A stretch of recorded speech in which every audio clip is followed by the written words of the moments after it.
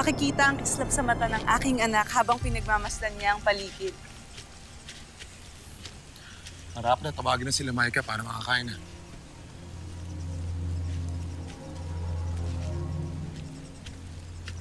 Nasaan ang ating mga kasama?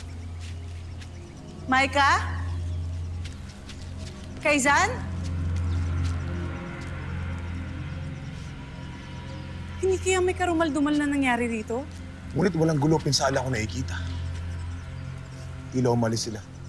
Ngunit saan sila pupunta? Magkakasama silang lahat? Di man lang sila nagpaalam na sila'y lilisan. Hindi ko ba nakikita? Umaayon na sa atin ang tadhana. Gumawa ng paraan ang mga batala para iudyok tayo na lumagay na sa tahimik. Ito na ang pagkakataon na hinihintay at tinadhana sa atin. Lalayo tayo sa magulong lugar na ito at magsisimula na panibagong buhay sa malayo. Kasama ang ating anak.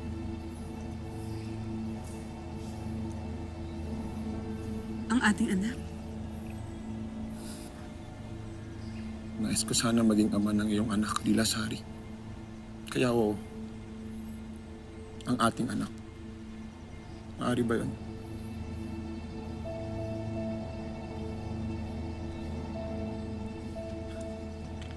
Salayas mo, Lila Sari. Hindi ka magsisisi sa iyong pasya. Alam ko. Kuha lang ako na iba pang gamit. Maalis tayo agad sa madaling panahon.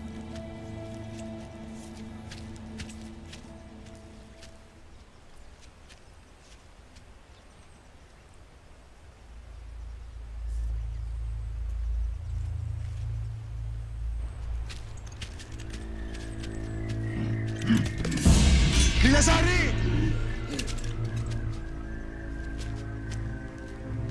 Anak, Krishna.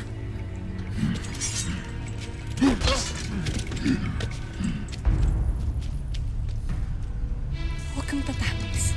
Huwag kang maingay upang hindi ka nila marinig. Ipinapangako ko sa iyo. Huling laban ko na ito. Hanggang sa makamit natin ang katahimikang inaasam natin.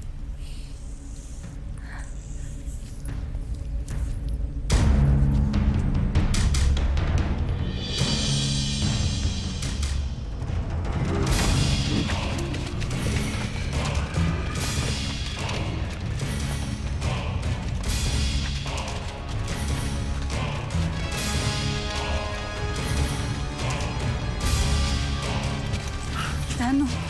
Bitawan niyo siya!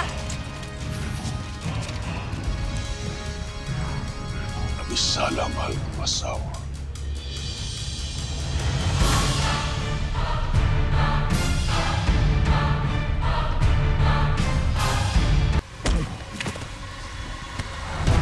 Nasasabi ka rin bang makita ko, Lila Sari?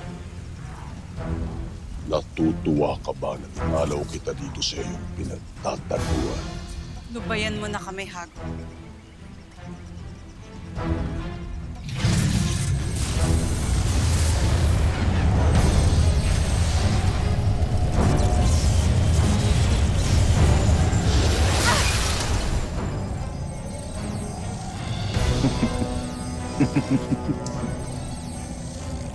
Sayang lamang ang iyong brilyante, Lila Sari.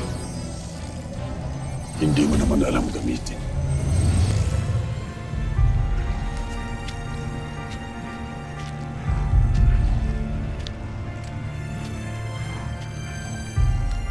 Pagpamanhin mo, Lila Sari. Subalit kagaya mo, ay nais kong malaman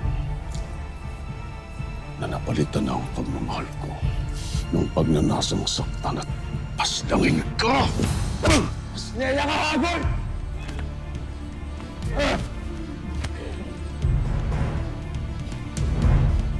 Lubhang makapangyarihan ng kamay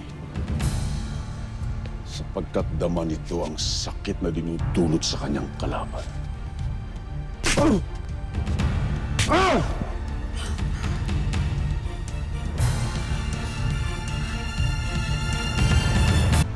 Pasdangin mo na lang kami kung anong nais mo!